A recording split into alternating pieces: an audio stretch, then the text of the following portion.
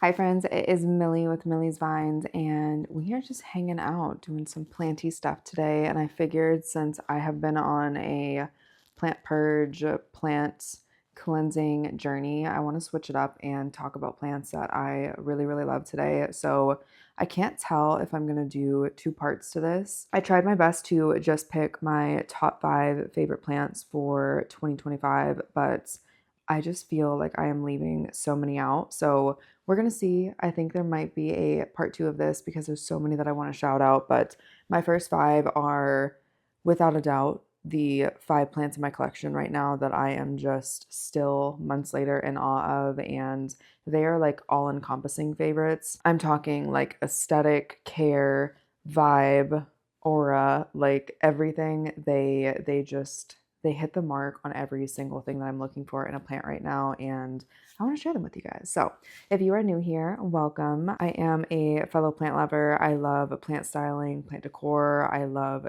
thrifting things and kind of finding cool combinations to put with plants. I just have a big emphasis on plant styling. So if that's something you're interested in, make sure to subscribe. I have so much coming in the next year that I'm excited about, plant tours, and I am moving officially as well. So I will be needing y'all's help to style a whole entire home. So we're moving, we're upgrading from an apartment to a home. I am so excited, and that journey will be so fun to share with you guys. So make sure you are subscribed if you are not, and I think we can go ahead and get into the video. Alrighty, we're starting off strong. This is the first on my list today. This is my Rhipsalis paradoxa, and you know what? If you're gonna do a paradoxa, you might as well get the largest one that you could ever find, and you might as well get it in New Jersey and have to bag it up and have it on your lap in a plane for 5 hours and bring it back to Arizona. Like, you might as well really just take in the experience. And that is exactly what I did for this girl right here. I could speak about her endlessly, but we're going to get some close-ups, and yeah, I mean, months later, I am still absolutely in awe. This was so much of a wish list plant that I honestly never even thought that I would get it. I did the absolute most to get this plant. I'm talking, I was on Steve's leaves. I had them text and email whenever they dropped this. For some reason, I kept missing out. There was one time where I actually did order the plant, but I don't know, something happened. They refunded and gave me a gift card. So I missed out over and over and over. I even was on list for different nurseries throughout Arizona trying to wait for one of these. Never could find one until I went to Bountiful Gardens, I believe, in New Jersey. I will share their Instagram. They have the craziest collection of Rhipsalises I've ever seen in my life. One of the other plants that will be in my top 5 favorites I got from them as well. So yes, I did bring this through TSA. I don't know if y'all can tell, this is like a 3-foot long plant. It is insane. She could not be easier to care for.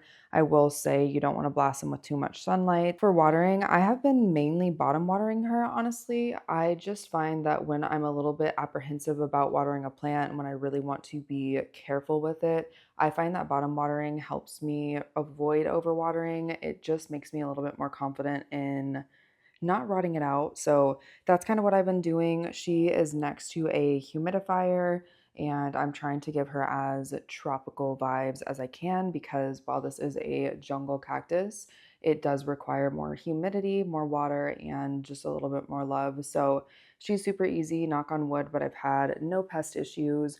She's propagating really easy as well too. And I don't know. I just can't say enough about her. She is tremendous. I've actually given her quite a few haircuts too. You can't really tell, but I have snipped these ends quite a bit and I love her. She's wonderful. She is so fun to style. You can kind of just tell like the way that she's draping even off of this.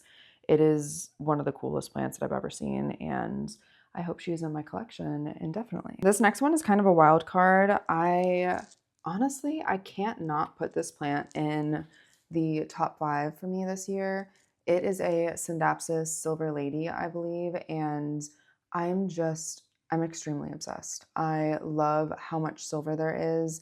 It's like the Exotica, but even cooler to me, and especially since she is in a ceramic pot, It is so easy when it comes to care needs. I don't have to water this too frequently.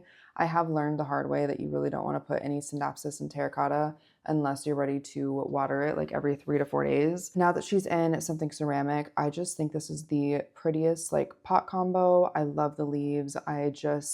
Once this thing starts to trail, I will be so happy. I really love a Scindapsus, and this one so far doesn't seem to have too many issues when it comes to like hard water buildup. Usually though, I try to use filtered water on all of my Scindapsus because they seem to be prone to like black tips, but I love this plant. It is stunning. It is such a good mix. You can see I have like more just like, you know, traditional green plants, and this is such a fun, cool tone plant to throw in.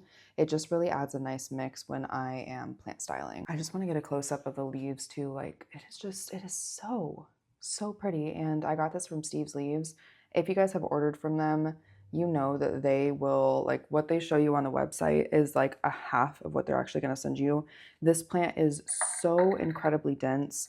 They always send you the absolute best specimens you could ever imagine, and I just love them for that. So Scindapsus Silver Lady has to be in the running for 2025. One last thing here is I think this plant is so beginner friendly. It does not require a ton of lighting. It definitely won't take direct. It needs to be able to see a window, see the sun a little bit, but it's very vocal when it comes to watering needs. Like I said, I definitely recommend a ceramic pot for Scindapsus, but when they get thirsty, they start to curl. Honestly, I have found that you want to really water ideally before they start the curling process, or like the second you see one leaf curl, because they will drop leaves eventually over time if they're not watered when they start to give you signs. But they're a very vocal plant, very easy plant. I also trim them back the second that they start to get leggy. They're so easy to propagate. They're so easy. They're so easy. And I think that this is a good beginner plant if you want to get a little bit more creative with the type of Scindapsus that you get. I hope y'all know I tried so hard to not put this linearis in my top 5 for this year, because I just feel like she's always in my top 5, and y'all are probably like, okay, like we get it. We get that you love your linearis. But I would be lying to y'all if I said that she wasn't still in my top 5. This is just such an incredible plant. Texturally, it is so cool. It is like the most amazing thing to touch. It is so velvety. It honestly kind of looks like rosemary. That's kind of funny. It's wonderful. It's wonderful. I've had this for over a year. It is so easy. I just could not love it more. She's got a lot of length on her too, and I don't know. She loves haircuts. She's easy to propagate in my experience. I usually honestly just do it in water, and once it has some roots, I just pop it back in. I quite literally just snip it off, take a few leaves off, put it into water.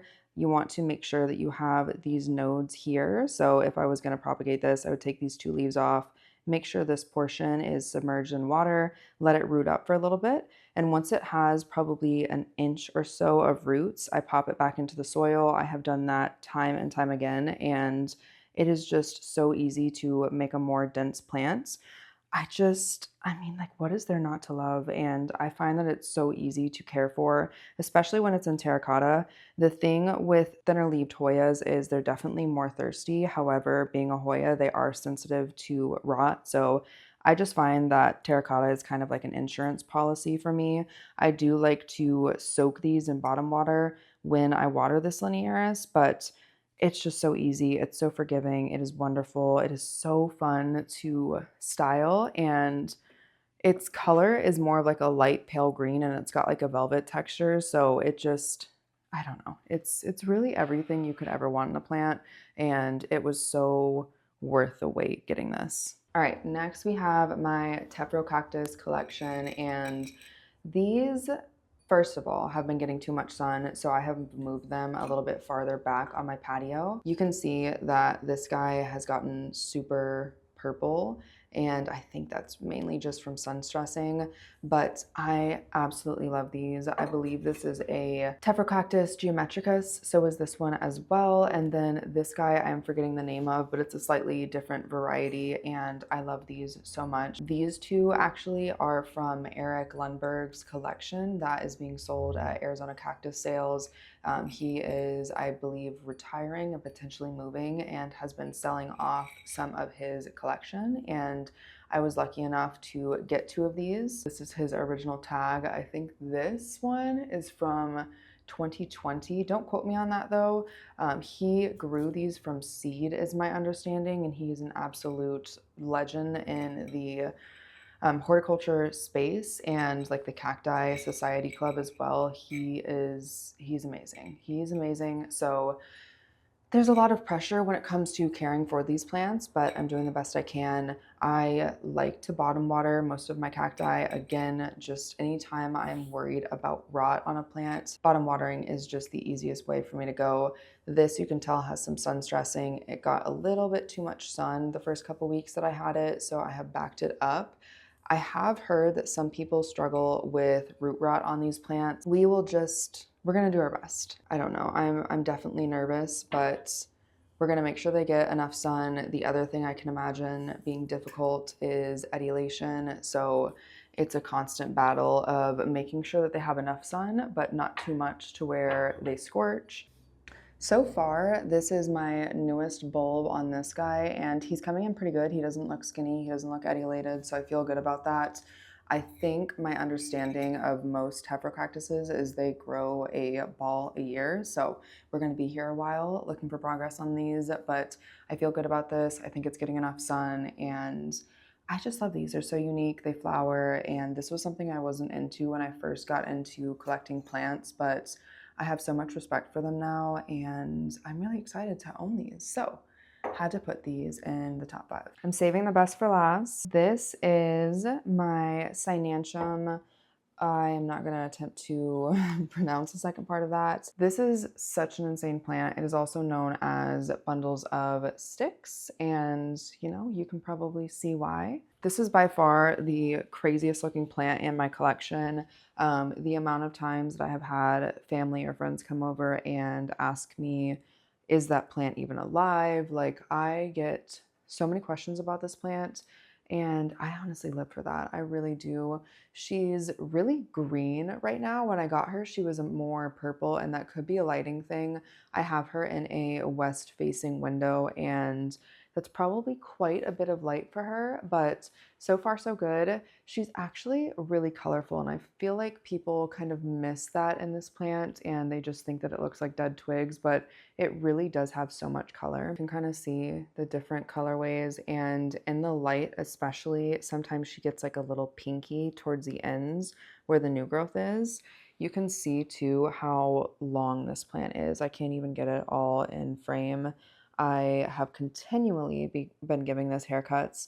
You can just see like there's so much variety in here. It is so cool. Cynanchums, the genus itself, is actually closely related to Hoyas, which is pretty insane.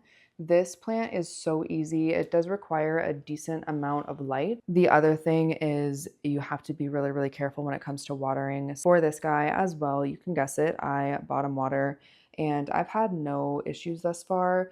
It has the coolest flowers too. I will show a picture of what that looks like. It's such a cool plant. I obviously don't have anything that compares to this, and I think it's such a cool genus that is slept on. This was the other plant that I got alongside my paradoxa, so you can imagine how I looked going through TSA and sitting with these in my lap on the airplane.